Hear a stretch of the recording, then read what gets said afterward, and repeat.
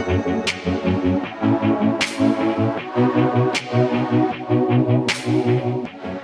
warm welcome from a rather chilly UK to this Rethink Retail webinar, Enhancing Grocery Retail with Data and Insights.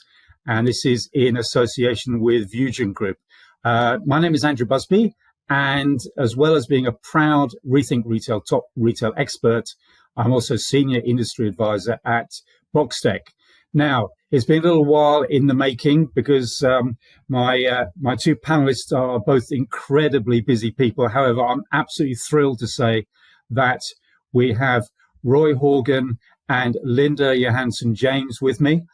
Roy is Group Senior Executive Vice President of Strategy, Marketing and Communications at VusionGroup, and Linda is CEO and founder of International Retail Group and also a top retail expert. Welcome to you both. Thank you. Thank you very much, Andy. Now, in this webinar, we are going to dive into the key trends and strategies which are shaping the future of grocery retail.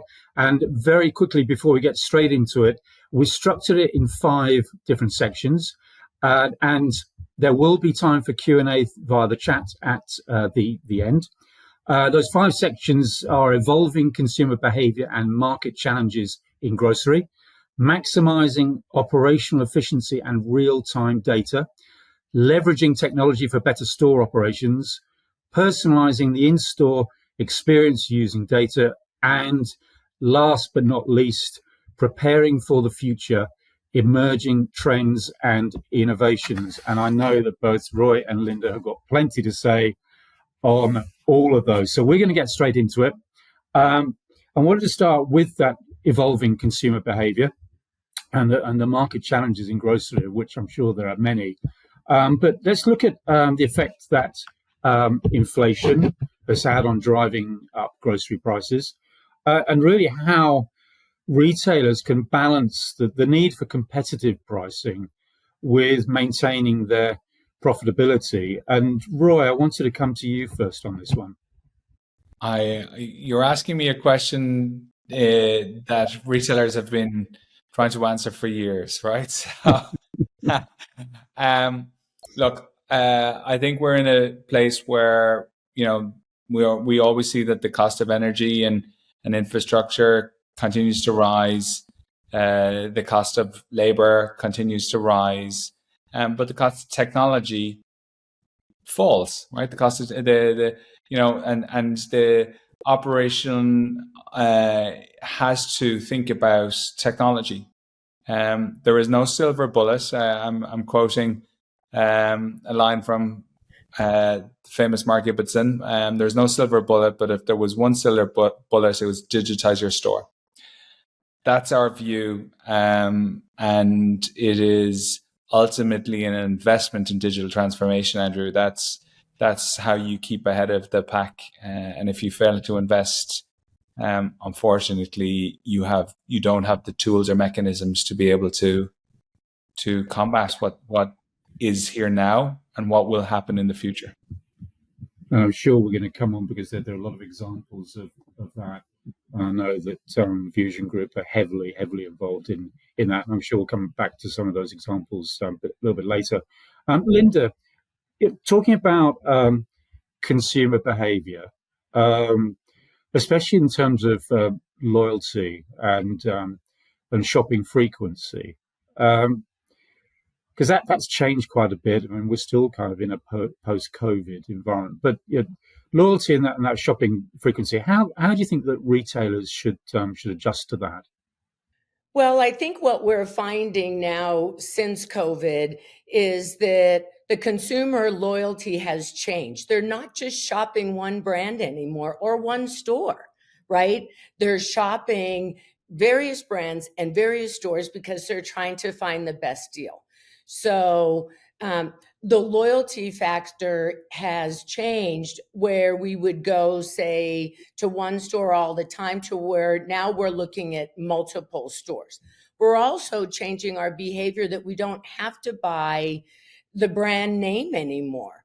46% of shoppers are saying that they're shopping generic brands. Generic brands. So what the retailers can do, Andrew and Roy, is they can start looking at adding more generic brands, because the consumers now are finding that that's the way that they can save money. Yeah, yeah, yeah.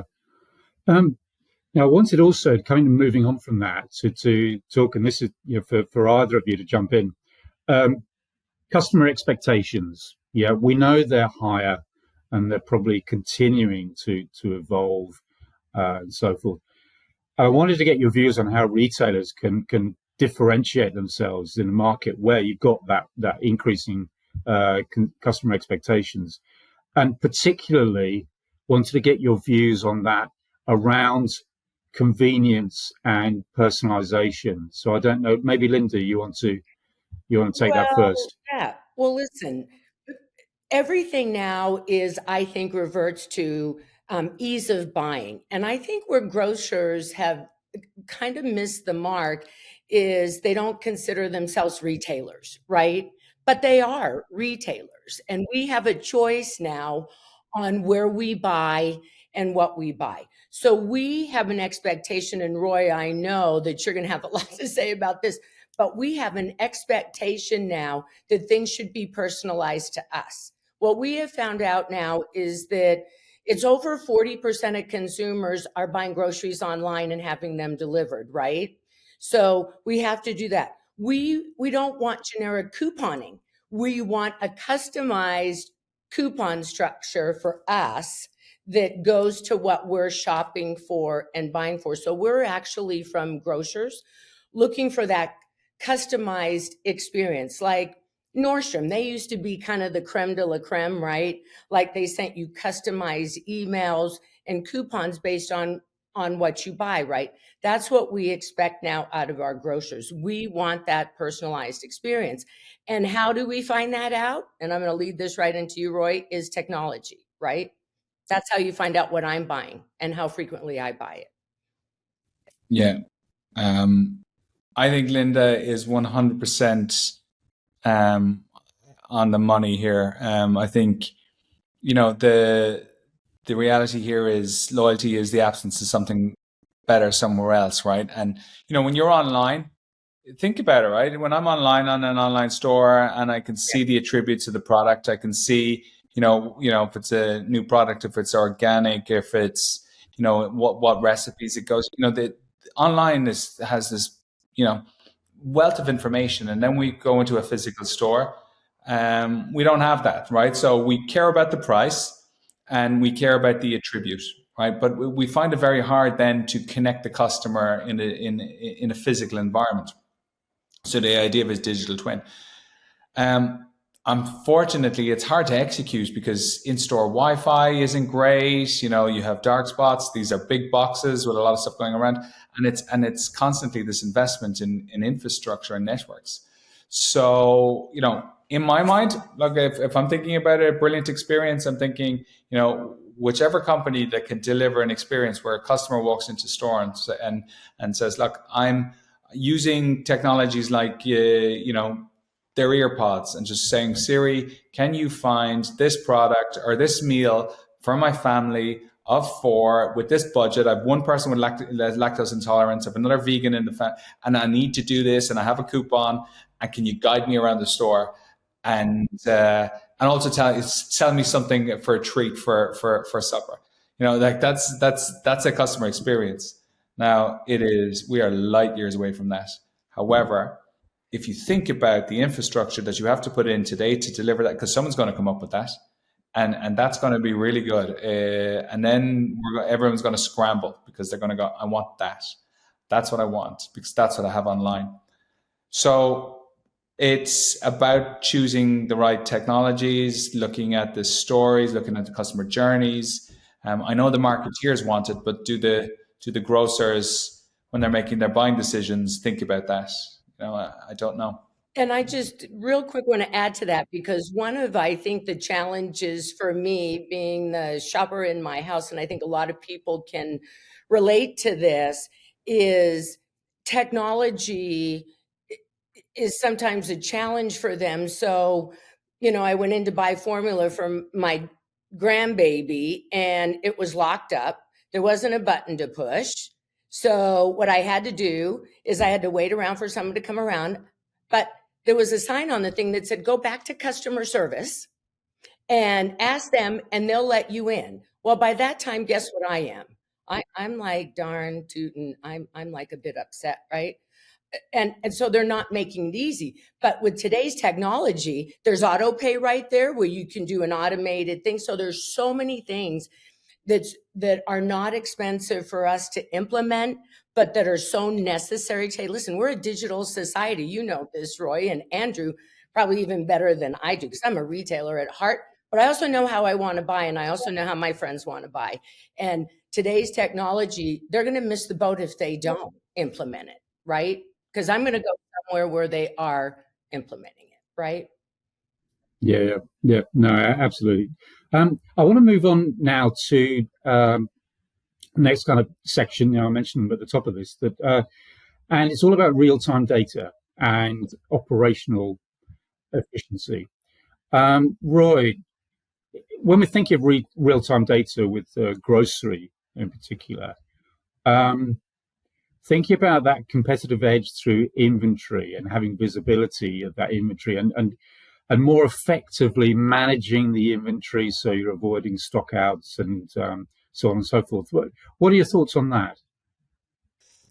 So obviously, we have a business unit called Captana that is looking at computer vision and looking at the on-shelf availability and the using computer vision and AI to identify a gap. It's very simple. If technology is never perfect, but to be honest with you, it doesn't need to be, right? It's actually the supply chain is a very complex thing, right? So the technology, even if it was real time, could the supply chain deal with it in real time? Probably not, right? However, the technology right now is good enough to do the following.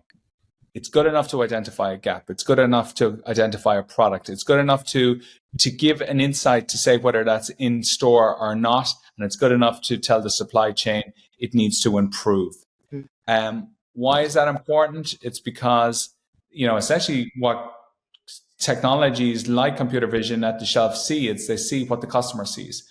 And when you're in a traditional business, lots of retailers do their gap scans in the morning when the shelves are perfect, but not at 5 p.m. when the shelves are decimated. And that's what the customer sees. And then you have the pickers going in and they're picking, and then they turn off the online store because they don't have the confidence to know what's in the store at that period of time. And the reality is we should be using the stores for picking, but we need to have the confidence that their inventory is there and where it is and where it is in the supply chain. So there's a lot of complexity to this, but my call out to retailers is, be very, very clear in terms of what problems you're trying to solve, because gap scanning at 8 o'clock in the morning is not solving your problem, but you don't have the resources to do that gap scan at 5 o'clock in the evening. So actually, are you solving, will that solve a problem for you? It'll improve things. And it's incremental improvements. And that's where we have to get to. So there is no, quick fix here. It's incremental improvements. So now you look at retailers that have stuff like the perfect basket. So maybe they deliver 80% of the perfect baskets. How do they get to 90%? How do they market that? How do they leverage that? It's quite a challenge, but it is being very clear in terms of what the problems are, and then putting in technology that can solve those problems. Yeah. I want to stay with you, Roy, just for a second, to kind of lead on from that about location-based insights. So how can particularly grocery retailers use those to optimize their store layout? Yeah. Oh my God, we've just opened up a customer experience center in somewhere in the US. We haven't officially launched it yet, but I was there last week with a retailer. And, what I saw is we're going to touch on this subject at the end, but we're an advocate of the connected store. So connecting the supply chain to the store to the store colleagues, the colleague to the shelf to the consumer. So I saw something very simple, where we're basically using location technology at the shelf, connecting the tote. So when the tote gets closer for the picker to the shelf lights up with the right product, the tote lights up and it goes boom, boom. It's seconds. We're saving seconds. Retailers have taken hours out of the store. They've taken minutes out of the store. Now we're after seconds. So if we can save a couple of seconds on 2 million baskets a week, it's a lot of seconds. And it's this connection between the associate and the shelf hopefully improves the accuracy and improves time. It's a very simple example of how you're leveraging technology that's already in the store. Yeah, right. Yeah. Yeah. We've got about just over 20 minutes left on this, and we've got a lot of ground yet to cover, so we're gonna get through it. But Linda, before we move on to our next section, okay, in the light of what Roy's just been talking about there, well, what does the consumer want? Ease of buying. They want to be able to go in the store, find the product they want at the price that they want, right? At the location that they want. I think it's really from a grocer's perspective, they have to look at that, listen, the consumer now today is working from home. They're buying bigger basket sizes, right? They're buying more at once. They don't want to go necessarily to Costco all the time. So they want to be able to get the same savings when I go to my local grocer as I do, right? When I go to a Costco or a Sam's Club or a Walmart or someplace like that. So the consumer wants that. They also want a rich loyalty program so that they're being rewarded for the things that they're buying. The last thing I think, and Andrew, you and Roy have, talking about the technology, and really, Roy, they want to have the product on the shelf when they go there and not have to find something else to replace it, right? So the technology you're talking about is so important. And lastly, they want a staff that acts like a retailer. And I guess lastly, if we're going to do self-serve, then we have to make it easy for everyone to use, right? And if I can't use it, then at least have people at the cash registers to ring me up if I can't use that self-service technology. I know it sounds really simple, but if we all start thinking grocery like a retail business, I think you'll see that we'll start training our people. And I know we're going to get into that. So I'm going to stop right there because I think that's a discussion on its own. Yeah. No, you're right, Linda. We could easily have a whole, another webinar talking about self-service. It's a fascinating topic. Yes. But let's moving on to our next section in this, and this is about talk about leveraging that technology for better store ops. And Roy, I wanted to ask you about IoT and automation, reshaping in-store operations, managing perishable items, and automating replenishment. What are your thoughts on that, and where are we heading with that? Yeah, I think I was listening to someone, a colleague today, talking about a case study in Holland, actually, where the retailer has real-time POS, right? So POS can update in real time. So the point-to-sale pricing can update in real time for markdowns, and they're using basically data analysis to look at the triage of short shelf life. So products that are pretty perishable in the store, and then they're changing the price down 3 times in the day to ultimately, so the associate on the floor can make a decision on the cost, and then the algorithm takes over because it then starts to look at what the rate of sale is. It's brilliant.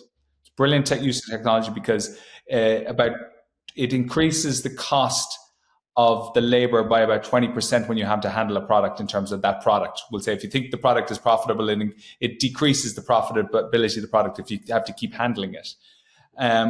So I just think it's a case of that's a very functional use of technology that ultimately should be doing things better than a human. Humans have to intervene at the start and then let the technology do the rest. Because that's just each time someone has to go back, there is no confidence that they're going to keep going back to address the problem.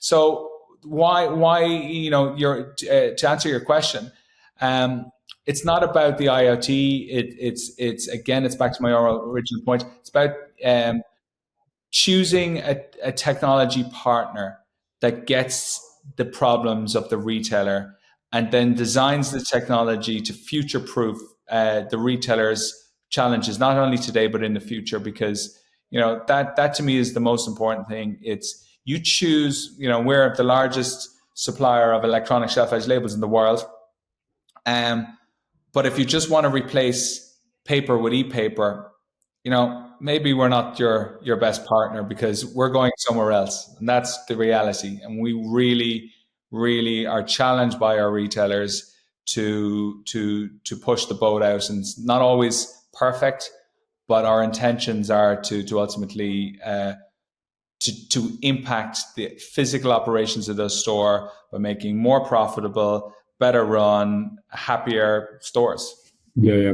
Have you got any examples? I mentioned earlier that we come on to specific examples of grocery retailers who have implemented tech to drive operational efficiency and the in-store operations. Yeah, well, look, I suppose again, we play on both sides, right? In terms of the smallest retailers in the world, right? The independent retailers. And that's our bread and butter in a lot of respects because they own their own P&L. So that single store owner that cares about their customer, their associates, their waste, their margins and everything because it's their P&L. So we have those, and we have probably 40,000 of those independent retailers. Yeah, and we have done that is literally where we started, independent retail. And then obviously we have huge customers like Walmart, where they've implemented the technology because they realized that they are constantly investing in their stores, in their associates, and I suppose ultimately in their business. And their view is using the store as for local e-commerce, helping their associates to accelerate the dual aspect of online and physical, and to do that, it was a play on IoT. And they asked us to do this, and they asked us to do this and take out the batteries of the, because there's batteries in the IoT devices, and then they asked us to move to a technology called Bluetooth because they wanted to connect the handheld devices to the shelf. And then they asked us to have no infrastructure in the store in terms of leveraging their existing Wi-Fi infrastructure or their IoT, their AP networks. So doing all these things, and then that came about, and we launched a product called EdgeSense, and that to me, in my mind, will be the future of our industry. It's basically allows us to connect the store, the associates, the supply chain, and the consumer, and we're doing that at scale. Mm-hmm. Yeah.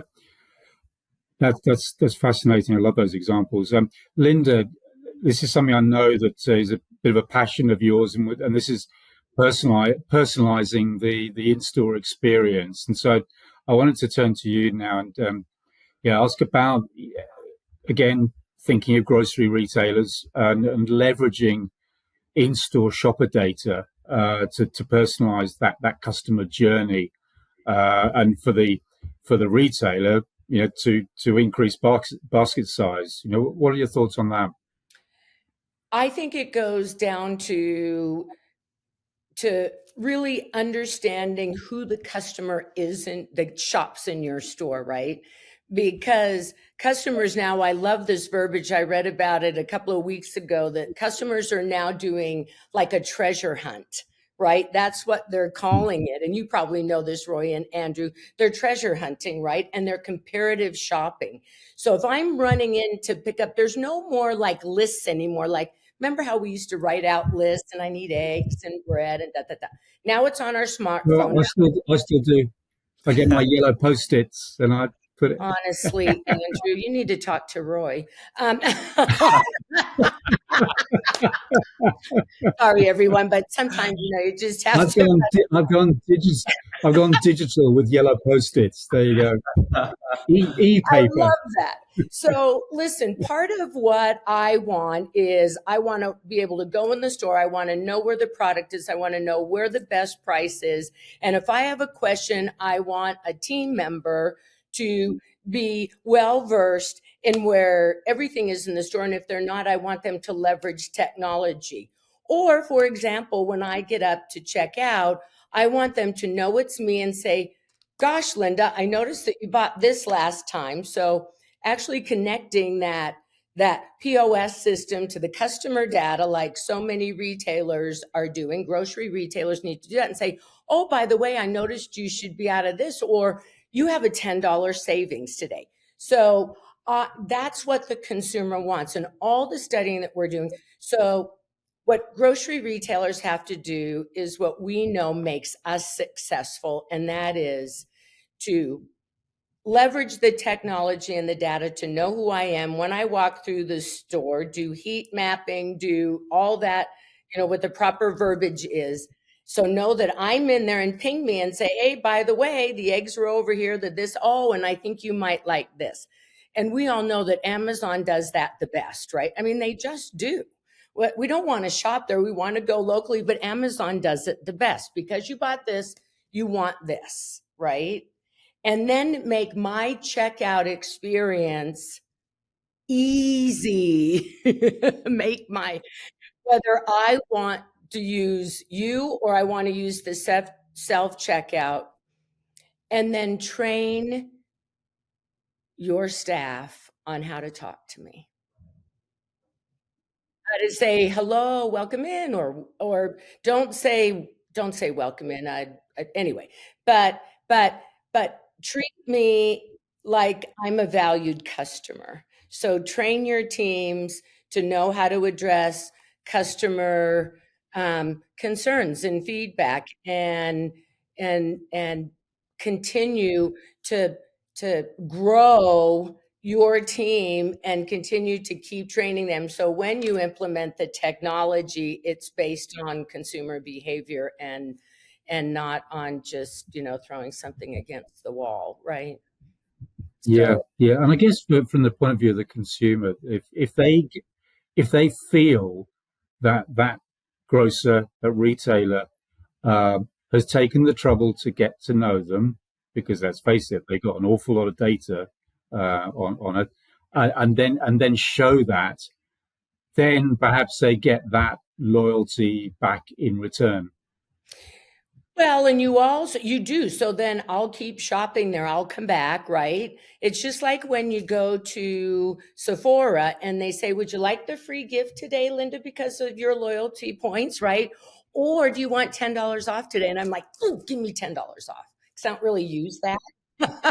Right? So if grocers looked at implementing a rich loyalty program where I could actually save money, they know who I am, and then they say at checkout, oh, Linda, guess what? You have an additional savings today, right? Yeah. Well, we've got about just over 5 minutes left. So the last round, round 5, this is going to be a quick fire round because I want to get both your views on these. So we're going to be talking about emerging trends and innovations, right? So, and we'll start with the ladies first. So Linda, first thing I wanted to ask you was, in terms of the most significant trends on the horizon for grocery retailers, how do you think those are going to impact the industry? What can we expect to see over the next 3 to 5 years? Obviously, Roy is going to talk all about what VusionGroup are going to be doing, such that he can, and we'll look forward to that. But from your point of view, next 3 to 5 years, what can we expect? Quick fire round.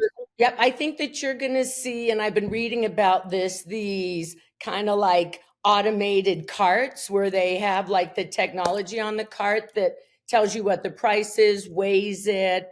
If you need something that needs to be weighed, it'll give you price checking. And then you can also check out right from that technology. They're already testing this in some, I don't know what the retailer is, but it's in Hoboken, New Jersey. And they're testing this cart now. And what they're finding is the average consumer is saving about $30 off of what they would have purchased had they not been using this price comparative iPad and technology. And they can check out right from that cart. So you don't have to go to the self-serve. You don't have to go check out. So I think what you're going to see is you're going to see more retailers implementing things that Roy has been talking about, technology like that. I also think they're going to really be customizing my experience, know who I am, know what I buy, and provide me the best savings and the best experience that I can have when it's someplace that I shop in 2 or 3 times a week. Yeah. Roy, what are your thoughts? Some are aspirations and some are thoughts. So I hope that we have that through implementation of technology like that the experience, the human experience, the community experience improves in stores. So if we can improve the jobs of the associates, if we can have our best people doing stuff like self-checkout, right? And increasing the customer in terms of just literally welcome or maybe not and say good morning or can I help you? Just simple as that. Look up and that to me, what we're going to have to do is we're going to have to, in order for that to happen, the retailers are going to have to basically make certain things easier, right? And as I said, I'm a massive believer in the connected store because I come from a food distribution business where we have, technology at every part of it, from, when supply comes in, where it goes on the shelf, inventory, our metrics then are, things like we have very low waste and we have a sight of stock rotation because we know what's happening in our environment. If you can get that into the physical store, then you can actually work on stuff like, higher service levels, better customer experience, more accuracy. These are the things that unfortunately has slipped. So better execution of price, because Linda is absolutely right. The big questions that happen in a store from a consumer's perspective is, where is it and how much does it cost? But I think we're on a path to delivering this, and the innovators will move first, as we've seen, and then the rest will follow. But the spoils will go to the brave, for sure. Yeah. We've got about a minute or so left, so I'm going to very quickly. I'll come to you first, and it's something we touched on earlier. And that is, the old thing, cashierless stores, self-service checkout. Are we going to see, do you think we're going to see a day, Linda, when we walk in it's commonplace, because I know we can do that now with just walk out and so on and so forth. But do you think we're going to get to the stage where it's commonplace that we walk in and it's just all self-service checkout across the board? No. I don't, because I think as humans, we need that interaction and want that. So I don't think it's going to be completely self-checkout. I think more of us will want it, but I think that we still have to have that experience where if I want a full service experience in the grocery store, that I'm still provided that, but using Roy, and we're going to spend more time together because I love the things that you're talking about, but we still need that interaction, but the customization and using the data so they know who I am when I'm checking out. Mm. Yeah. Roy, I'll give the last word to you. 30 seconds. Any other final thoughts on emerging trends and innovations you want to share with us?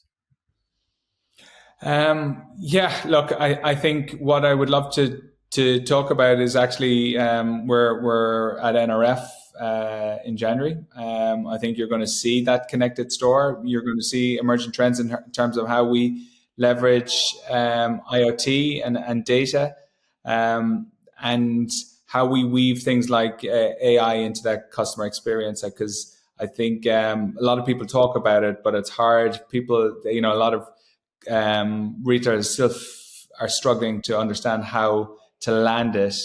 Hopefully we can give them a little bit more information, a little more insight into how you could land AI in a physical store. Yeah, well, from my point of view, I'm going to look forward to, I'll be at NRF. New York in January is always my favorite place to be. And looking forward to that. We're out of time, so thank you so much to you, Linda, and to Roy. It's been fantastic. And it just remains for me to thank everybody who's taken the time and the trouble to tune in to listen to what has been an absolutely fabulous webinar. Thank you both. Thank you. Thank you. Thank you, Andrew. Thank you, Lynn.